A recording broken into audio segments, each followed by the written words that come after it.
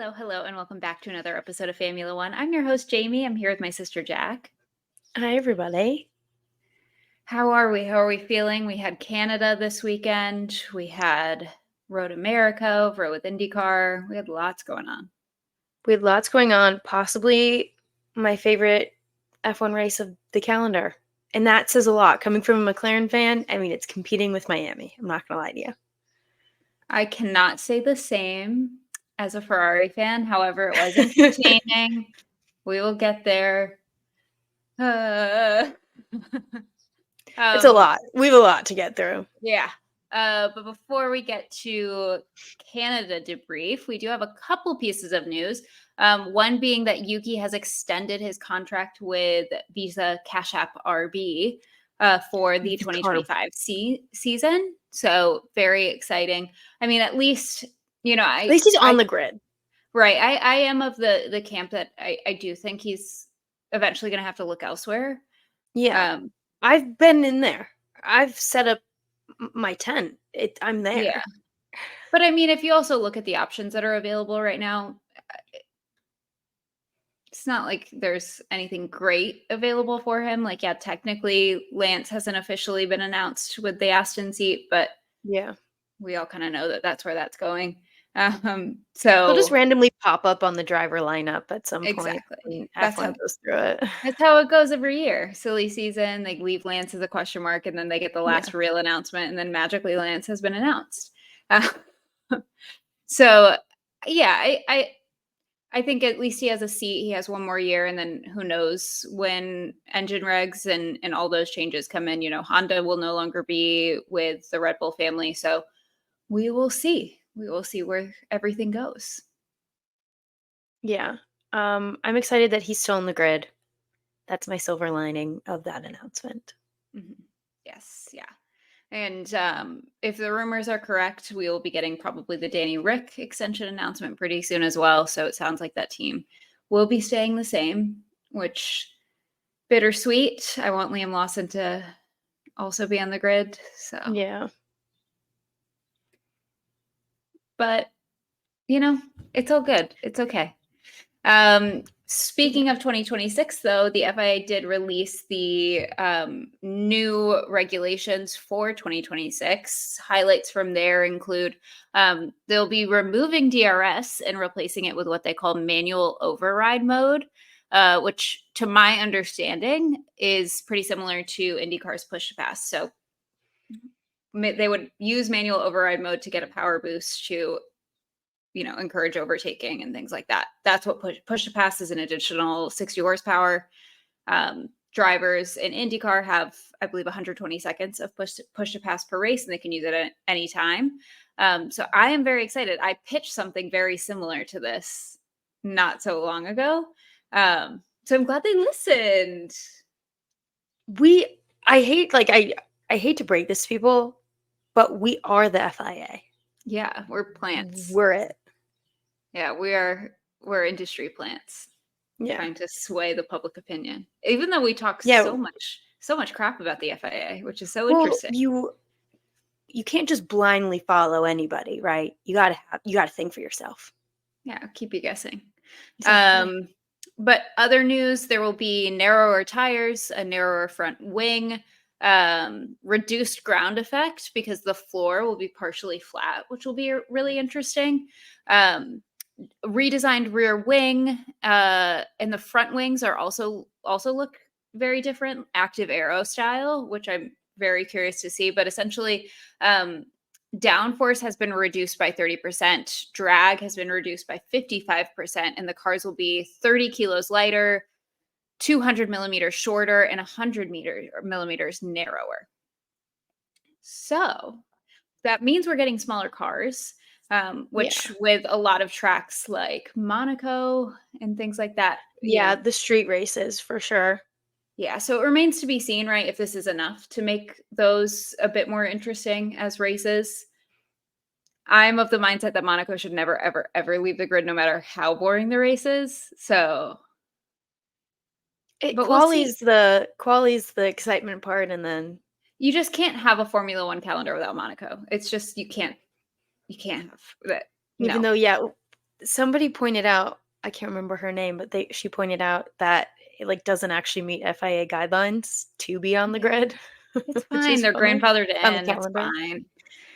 Yeah.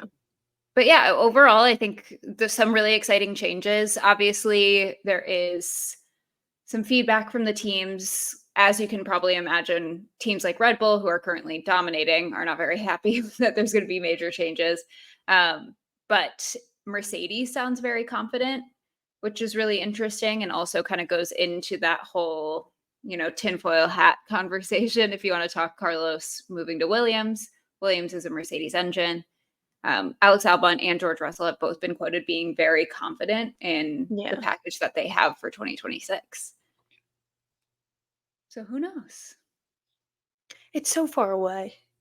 I know. We have so much time. We still have we have the rest of the season and a whole other year to get through before we get Exactly. these. It's a So, lot.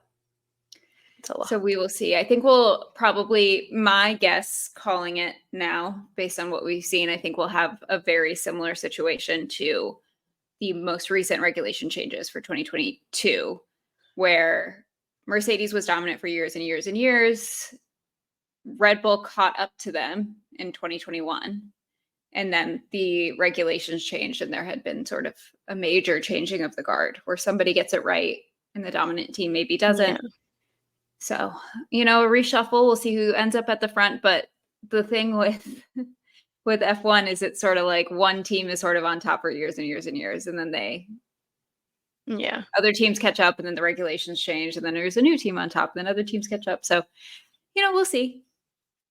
But we have lots of races to get through before we see these new I know. cars. So, but over stateside in America, we were racing at Road America this weekend, which is again one of my favorite tracks, probably of all time. Road America is amazing. We'll have to go eventually. Yeah, we But definitely will. Jamie Chadwick, who is W Series champion, which is the series that more or less preceded F1 Academy. The W Series was not associated in the same way with F1 as F1 Academy is, but the W Series then went into administration, is no longer around. Jamie Chadwick, who is a Williams Academy driver, then went over to IndyCar and is racing in Indy Next, which is IndyCar's development series. It's their version of F2. And she won it's her second year in Indy Next. She won her first Indy Next race this past weekend. She got pole and she won from pole. And she is the first woman to do so in 15 years. And I saw something where she's the first one to do it on a street circuit, I think. I think the two other women that did it were ovals, which is just so cool. Exciting. She's Congratulations, so cool. Jamie. Yeah, she's so cool. Congratulations. And then we talked a bit about drama that was happening in the IndyCar world last week with respect to Juncos Hollinger, Augustine Canapino, and Teo Pourchaire, who is driving for Arrow McLaren. This whole thing sort of exploded because while all of this is going on, which to give you a quick recap, it was Teo Pourchaire had contact with Augustine Canapino during that race in Detroit. And Canapino's fans are known to be very passionate. He is from Argentina and very, very famous there, very, very beloved, very successful driver before he ever came to IndyCar. This is not the first time something like this has happened where a driver has had contact with him during the race and then after the fact has come out and made a statement saying like, I am getting so much hate online that it's overwhelming. This happened multiple times last year with his teammate Callum Ilott. Happened again. Teo Pourchaire released a statement, and this time, Juncos Hollinger has a way of handling this that is unsatisfying. They will typically wait a few days to make any sort of statement, and then the statement that they make is we don't support hate in our community. And it's really just that. Very like copy paste. Yeah. And this situation particularly was made worse when Augustine Canapino himself made a statement where he insinuated that he did not believe that Teo Porcher was receiving the level of hate and the threats. And then the team, Uncos Hollinger, sort of backed him on that. And they were like, and this is not the first time this has happened. Callum Ilott, who was his teammate, said that he was getting these types of threats, and he was basically met with like, well, you need to like grow a thicker skin. Yeah, I remember that last year. So this is all going on. Keep in mind, this is the first year that this is happening, but Arrow McLaren entered into a technical partnership with Juncos Hollinger for this year, which is essentially, I'd call it more or less like a Williams-Mercedes relationship. So they are sharing some knowledge, sharing some information. They're not the only team that's doing this. Team Penske has a technical partnership with AJ Foyt. Arrow McLaren terminated the technical partnership over this situation. So if you're familiar with the term F around and find out, welcome to the find out phase. Yeah, literally. I love that they did this. And then, which this part is really interesting. Their race at Road America this past weekend, Augustine Canapino was there. He did the autograph session. And then abruptly they announced that he was not racing this weekend and rookie Nolan Siegel was going to replace him. So he did not race in Indy next, and he ended up racing in Augustine Canapino's car. And this is interesting because it sounds like they're trying to insinuate that this whole situation has stressed him out so much and he's gotten so overwhelmed from the comments that he's getting online that he had to miss a race, which is very like, look at us, we're the victim now. And while blanket statement, I and we in this podcast do not support any sort of abuse online. It's ridiculous. If you do it, I genuinely turn off this podcast right now and go get help. Like, it's literally, it's crazy. It's so weird. Like, we've never been on the receiving end of something on what they at deal that with, level, but we've been, but we've received some of it, and we're just like, why? Like, it's just anyway. Continue. However, this is very much like, I made my bed, I'm lying in it, and now I'm unhappy with it. To me, like, this has happened several times, right? And you have never really acknowledged it. You've never tried to put a stop to it. You actually have encouraged it. His Twitter likes and replies were not in line with his statement where he basically said he didn't believe Teo Porcher. He was liking comments comparing Teo to Callum, and like, it was a lot. So then when you want to turn around and say, this situation has become too much for me and it's unhealthy for me to race, it's like, how do you think everybody else feels? How do you think Teo feels? How do you think Callum feels? It's 100% of what you just said. It's, you've made your bed and now you have to lie in it, because people can call you out and have actual evidence of what you've done online to build this up and say, like, essentially say, keep doing it. Yeah. So I struggle to have sympathy. Again, anybody that deals with online abuse, I can't imagine. I also, like, the whole situation, the timing of it seems very odd. Like, I wonder if people were saying things to him in person, like at the autograph session or something, because he did the autographs. Yeah. And this is just me speculating, but he did the autographs. There were pictures. The team posted pictures of him at the autograph session, deleted it, and then posted this thing that he's not going to be racing. Or do you think that that's a backtrack then? They decided he's not going to race. I mean, we don't know. We'll never know. Yeah. Right? But yeah, like, they decided afterwards, we're like, we can't kind of have this evidence of like. But I mean, it's like, it's lucky. It lives forever. Like, everyone has screenshots of it. So I don't know. It's very odd. He'll be back at the next race, not this weekend, the following weekend. So I'm just hoping that, because it is inevitable that he will have contact with another driver at some point in his IndyCar career. He's, as long as he stays in IndyCar for as long as he'd like, I'd like him to. He's a really interesting driver with a really interesting background, and he brings this brand new fan base to the sport. Yeah. But if this is going to be what happens every time another driver makes a mistake and hits him, like that can't continue. Yeah. Yeah. It's just creating this like kind of hate cesspool, and you don't want that. And it's just causing emotions to flare. Another thing that might make your emotions flare, we had a willpower win.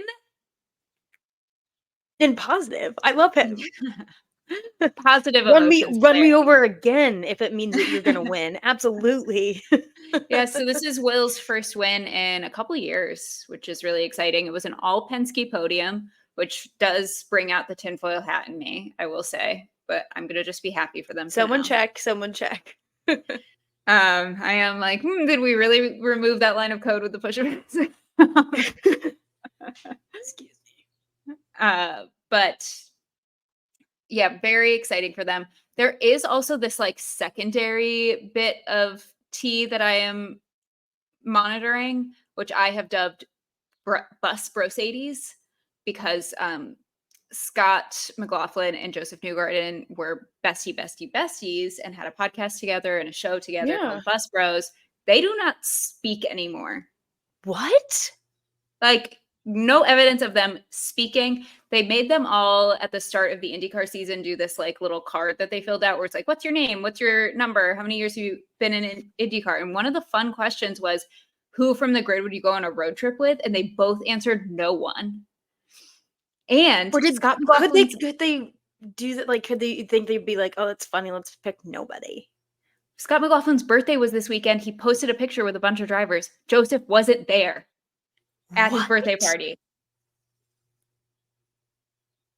That makes me so sad. Yeah. So I'm just, don't you worry, everybody. I have my finger on the pulse on that one. Do they follow each other still? I'm sure they do. I have not checked that. They probably have to be on the same team. And then, well, also, if we're thinking about the evidence, with the push to pass scandal, they had completely different explanations for that. And we were like, and didn't one of them kind of throw the other under the bus with that? Yes. Joseph did in his press conference. Yes, because Joseph said, I thought there was a rule change. I was like, basically, he was acknowledging that he was knowingly using push to pass and didn't realize that it was against the rule. Scott said, I just pressed the button out of reflex. And Joseph, when he was explaining his, was like, there's no way you would just press it out of reflex. You know when you're pressing it. The girls are fighting. So don't you worry. I'm going to keep an eye on it. We'll have a report for you soon. We'll see what else. The tweets are, I don't know if I'm just now finding it or if it's all coming to light now and like people are starting to post, but IndyCar Twitter is like blowing up. So there are actually some pretty good tweets about this. My personal favorite was one, and it said, somebody matched my freak and now we're not on speaking terms. And it was just a picture of the dude. Oh. So we'll see. I mean, it could just be, we're all wrong. I don't know. Scott McLaughlin has a baby on the way. So we'll see. But I have dubbed it Bus Bros 80s.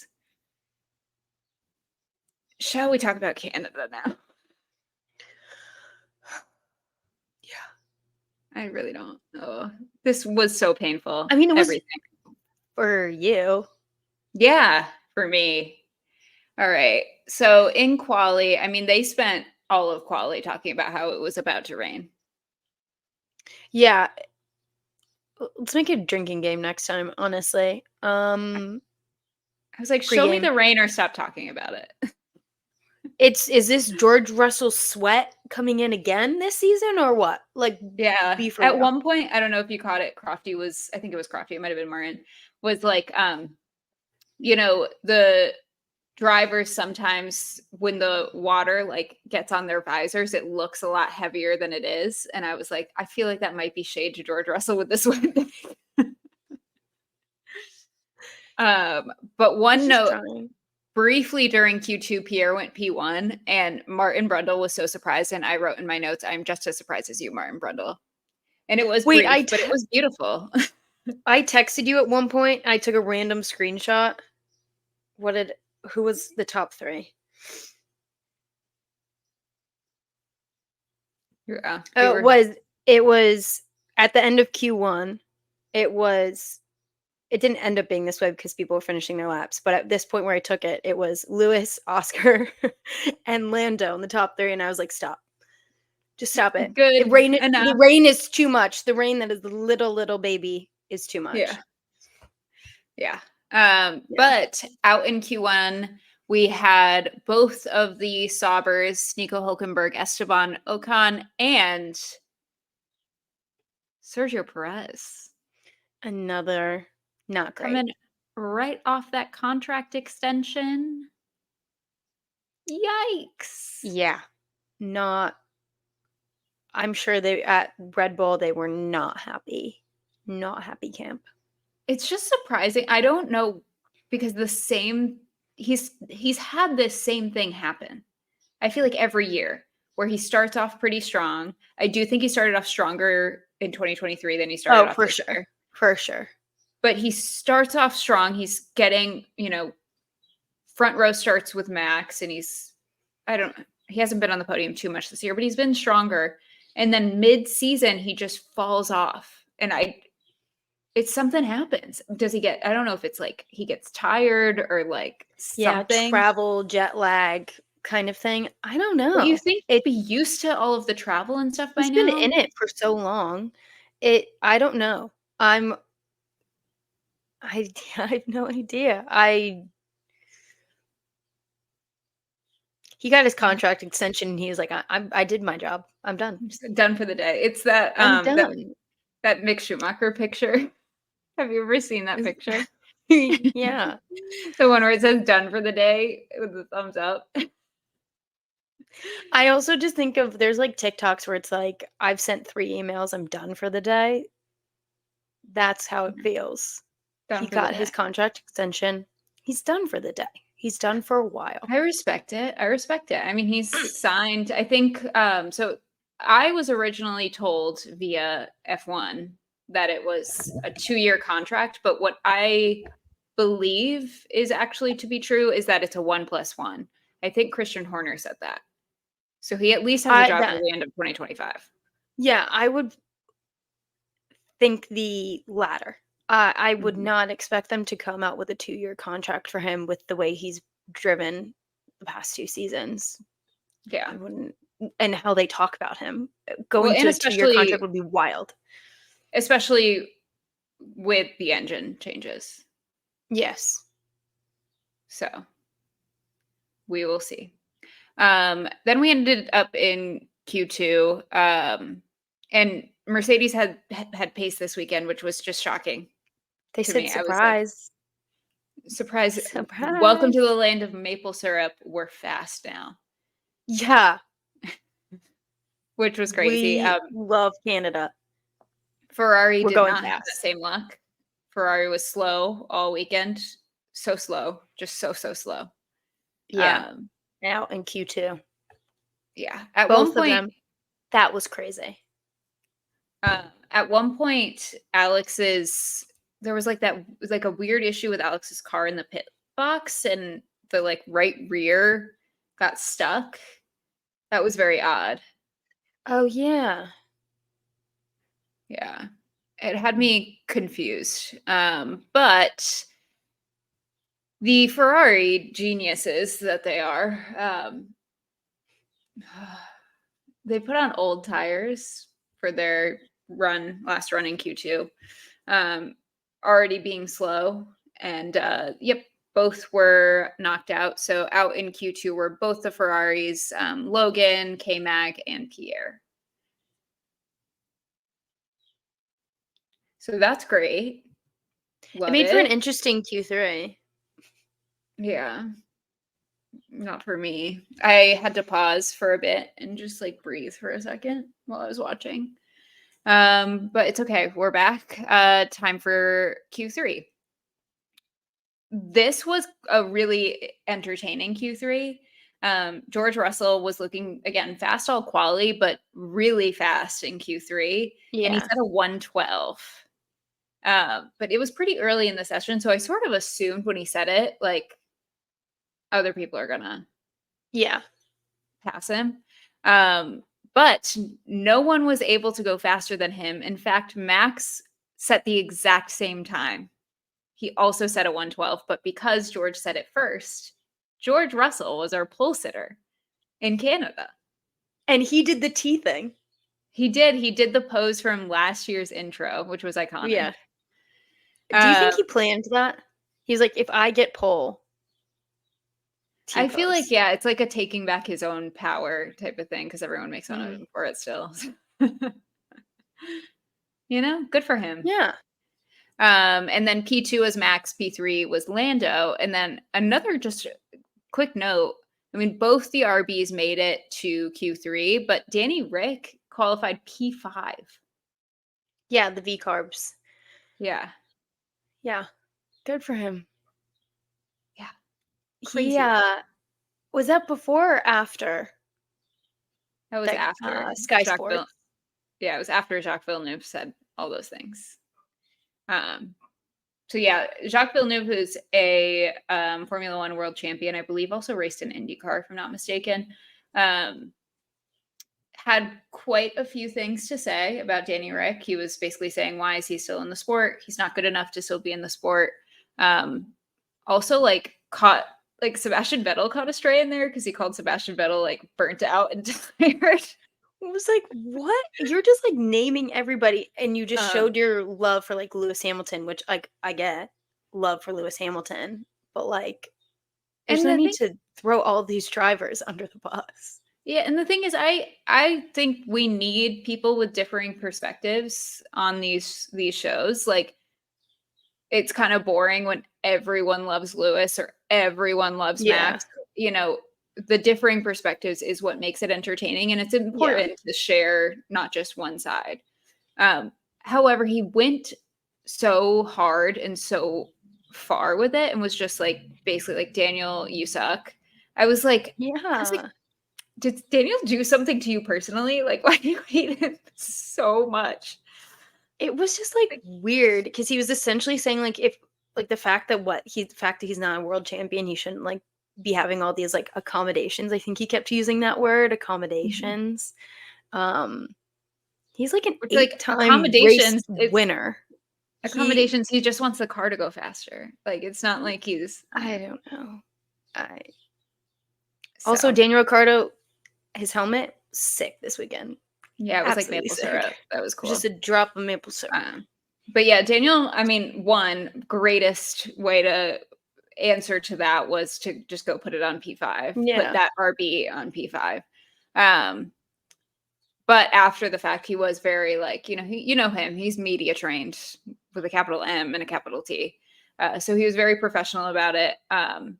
Until at the end, he did say a swear word, but I don't remember exactly what he Yeah. said. Uh, I think but if he didn't come off of like literally qualifying P5, maybe it would have been a different answer. But he qualified P5 and he was essentially like, that Mhm. speaks for me. Yeah, yeah. And then we got to race day, and finally the rain that they were talking about all of quali had arrived. It was very, very rainy. Yeah. So interesting tire strategy from Haas. Everybody else was on inters except for Haas. They were on full wets. Um, but it looked to be paying off. Dude, Kevin Magnussen up, what was it, like 9 places at He one was up point? to It was P4 by lap crazy. 3, according to my notes. I was like, "What is with these wets? I thought we hated these." I mean, I think, well, the benefit of the wets is you can really cover some ground in really wet conditions. It's just that, remember how fast they had to pit because Yeah. those They tires fall off so fast. yeah. Oh, So yeah. they, And then they yeah, messed up his pit. yep. And they had an 8.6-second pit stop. It's like, dude, So that was you're great. just setting him up for failure now? Okay. Yeah. Also, just the horrors continue over in my camp. Charles engine problems like right from the start. They were on the radio talking about there's something wrong with the engine. So like love that. Forza Ferrari. Sick. Awesome. Beautiful. And people were kind of going off track left and right. It was extremely wet. No like major collisions or anything. Logan went off at one point, but was able to get back on. A couple people were like cutting chicanes and stuff. But the track started drying. Yeah. And then that's where it got interesting. This is where things got intense. Charles' engine issues at this point were so bad that they were making him lose half a second on the straights. And he was unhappy. Crazy. And so was I. I was also unhappy. And then right after that, Danny Rick got a 5-second penalty for a false start, which I thought was BS. Well, they replayed it, and everyone was like, he seemed to be on time. Like, the reaction time. I don't know if they ever actually solved it. I think it was a clutch thing where like there was some problem with the clutch. So when he was trying to like start revving the engine, the car moved or something. But he didn't actually fully jump the start, which is crazy considering Lando, when he fully jumped the start however many races ago, like for real jumped the start. They were just trying to push him to get his first win. That's it. Yeah. That's all they wanted. Didn't get anything. Danny Rick for this like little minor one gets a 5-second penalty. But George was still in the lead by this time, but losing time pretty fast, like slowing down. Max was 0.4 back until Lando comes into play. Lando overtakes Max for P2, and then right after that overtakes George for P1. So now Lando is leading.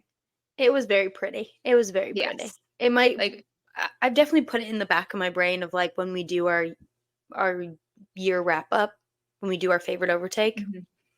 Might be. There was another overtake in this race that probably will be on my list. There were a lot. Yeah.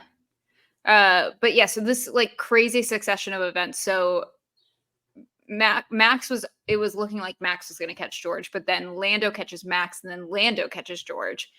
While George is trying to fight back, George goes off because, again, remember the track is drying fast, but not off the racing line. So if you go off the racing line, it's still really wet. He goes off, and then Max overtakes George. So in the span of like a straight and a half, George went from P1 to P3. Crazy. And then Ferrari was running 11th and 12th, and I hate it here. Never want to go to Canada ever again. But Logan hit the wall. Yeah. So this race was just really sad for me on a lot of levels, on a lot of fronts. And I am aware of the reality that if the rumors are true and Carlos is going to Williams, that means Logan doesn't have a seat.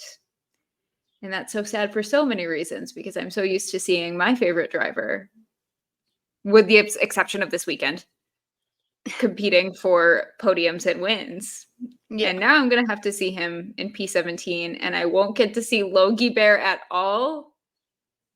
I hate to break this to you that even if Carlos doesn't go to Williams, I do not see a future where Logan is on the grid.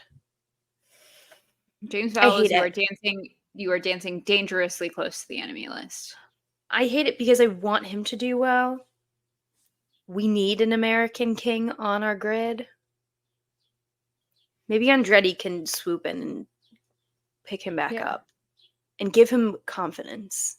Give him the support he needs. Something. Yeah, but Logan's crash caused a safety car. So everyone but Lando pit until he missed the pit, and it was so annoying. It was every time I was like, he misses it. He misses it every time. But he was able to make it into the pit. Yeah. And everyone is going onto fresh inters. So everyone, like, there's rain coming still, so everyone is pitting from inters to inters. Max goes into the lead, and Lando then rejoins the race in P3. At which point, Charles Leclerc is just like, I'm just going to sit in the pits for a second and just kind of take a break. I And I think it was like, was before they okay, called it, like, his DNF, or no, is that when he DNF'd? It was like a 24-second pit stop. this is not when he DNF'd. It was a 24-second Mm. pit stop. He was just sitting there. Yeah, because they were Um, restarting the car. yes. And so then the green flag goes on lap 29, and Charles Leclerc rejoins the race as the only car on hard tires. Everybody else is on inters, and Charles Leclerc is the only one on slicks. You can imagine how well that went. Um, and the rain starts immediately. Like Charles Leclerc rejoins the race on slicks. Rain immediately starts. Yeah. Um, and then this is where this overtake that I was saying that I will probably bring up towards in our recap of the season. Alex Albon does this fabulous double overtake on Daniel and Esteban. It was fabulous and it was gorgeous. It was a mistake. He was definitely trying to just not crash. However, he did a great job and it was We awesome. loved it. We loved it. Loved it, loved it, loved it. However, shortly after that, Carlos and Pierre have contact. Carlos gets front wing damage. So that's one bang to my life. One bang. Then Charles was about to get lapped. Then Charles did get lapped. Another bang. Bang, bang. Then I realized I haven't heard from Checo at all this race. Checo P15. That's not really a bang, but Not a bang, but yeah, like, I kind of forgot he was there, to I be was like, completely oh, you're honest. huge. And then Charles DNF'd. Bang. Bang. It gets worse. So everyone starts coming in for slicks, but Lando stays out and he takes the lead again. George and Max both pit. So right at this point in the race, there's now basically a three-way, like it could kind of go anyway between George, Max, and Lando. Like they're swapping the lead, they're overtaking each other, they're overtaking Max on pace too, like not just with pit stops and stuff. Lando pits and almost comes out and keeps the lead, but Max just nearly passes him. But he then gets on the radio and says he's not happy with the car. And whenever that happens, it's like, do we have a race on our hands? And we already had at this point. Yeah, we did. Kind of a race on our hands. And then at this point, so Lando's now in P3, but he overtakes George for P2. As that's happening, we cut to Alex and Carlos both in respective walls. Carlos is able to continue.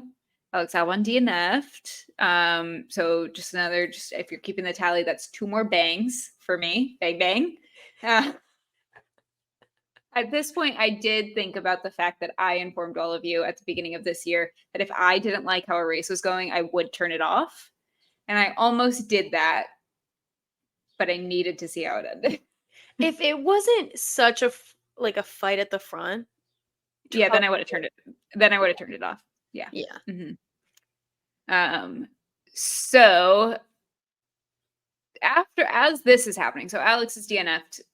There's a safety car because his car is not on the track, but we got to remove the second Williams of the weekend. Checo then spins during the safety car and hits the barrier and makes it to the pits, but then also DNFs. And then and then later we gotta also mention, what you were gets just a penalty for was doing it 3 so. places? 3-place grid penalty for the next race. Because And then you Red can't do Bull. that. Yeah, you can't do that. Essentially, Red Bull was like, come to the pits. We don't need another safety car. We need to keep this gap for Max. And so Red Bull is also fined $25,000. Yeah. Pounds. Because his entire front wing was like hanging off the car. Like it was dangerous for him to be driving. Yeah. He should have And left all the car. debris that was coming off of his car. Mm-hmm. It was, yeah. I mean, I get it. Get what you were trying to do. Respect it. But you can't do it. Yeah. But like you can't, like It's one thing where, like, in Miami, when Oscar was racing really hard and they got on the radio and they were like, "Be careful, like, no safety Yeah. cars." That's one thing. This is another. And When you it's need probably a safety car. yeah. Will Buxton tweeted and deleted this thing where he was like, I can't believe it was just this penalty. Like, was so Oh, dangerous." I really? don't know why he deleted it though. I agreed with him. But he's a strange man. So I I love don't know. you. I love him, though. I love you, Will Buxton. No, I'm strange positive connotation. Yeah. Um, and then immediately after Checo makes it to the pits and DNFs, Carlos is like, actually, I'm going to do the same. So bang. Saw my bestie do it, I'm gonna go do it. Yeah. So that's another bang on my life. And after that, George and Oscar were racing and they have a little bit of contact while George is like just attempting to like destroy him, which made me sad because as we recall, the original enemy on my enemy list is Mr. George Russell. So Yeah. Yeah. I'm never on his side. Sorry. Also, I'm like, Oscar's just a boy. Leave him alone. Yeah. You're a grown-ass man. Leave him alone. AKA, because Oscar is my favorite driver. I Well, wanted him on the podium. the instant karma that he got from this was that it didn't work, and then he also lost his place to Lewis. So he was trying to overtake Oscar for P3. Did not work. So then he's like, I'll just stay in P4. And then Lewis is like, actually, thank you so much. I'm going to take that. Yeah. And then Lewis manages to overtake Oscar for P3. So then it's like, Lewis podium. Oh, baby. Yeah. Things are heating up. Things are heating up.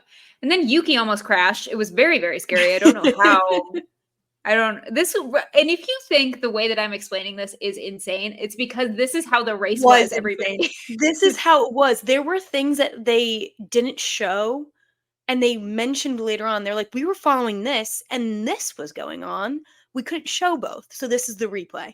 And like, there were some things we really didn't even get a replay of because they're like, we have to follow this, but this did happen. It's crazy. So we are doing the best we can to give you all the information in a this digestible way, but it's really not that digestible. You might be feeling a bit of whiplash. We did too. Yeah. Imagine my horror. But yeah, Yuki slid through the grass and then like ended up turned around, and thank God K-Mag has the reflexes he does, because he nearly hit Yuki. Yeah. But he didn't. But cat-like reflexes. Then back up at the front, George has managed to overtake Oscar at this point for P4. So we have Max in P1, Lando in P2, Lewis in P3, and George in P4 until George overtakes Lewis for P3, which should have been Lewis. Okay, next. Moving on. So our podium was P1 Max, P2 Lando, P3 George. And we had some points for Danny Rick. We almost had Yuki points too. We almost had some yoints, but then he had that crash. Some little yoinks. Thing. But Alpine had double points. Quite the weekend. Yeah. Good for them. Yeah. Love you. I still think I'm digesting this race. It was so much. Yeah, I have a headache, honestly. I have a headache. Yeah, I really enjoyed this race, though. It was really fun to watch. I am hoping that this continues. I'm hoping that, we do have a little bit of a fight on our hands. It's so much more fun to go into the race weekend and be like, I wonder what's going to happen, rather than like, yeah, at what point does Max take the lead? Oh, yeah. So hopefully this continues. We don't have a race this weekend, F1 or IndyCar, but we do have the 24 Hours of Le Mans, which will have some familiar faces if you follow IndyCar, if you follow F2. Callum Ilot's going to be racing, Mick Schumacher, Alex Palou, I think Daniel Kivat, Antonio Giovinazzi. So plenty of familiar faces. Lots of people. Wow. And that's just to name a few. There's tons. Yeah. So if you can, and if you're interested, you should tune in. Super, super fun. Last year, it was so cool to watch the NASCAR Garage 56 project. So I will be tuning in for a bit this weekend, not for the full 24 hours. I have to We be have other sane things. at We do some have point. other I things. do, yeah. But yeah, we will talk to you next week. Hopefully, no race this weekend gives us time to digest what happened in Yeah. Canada. And then we will be back to probably, honestly, further debrief what happened in Canada because this was We'll a do speed run. Canada part 2. Yeah, yeah. So we will we'll further debrief. But in the meantime, have a lovely, lovely rest of your week. A lovely weekend. Love you. Bye. Bye, everybody.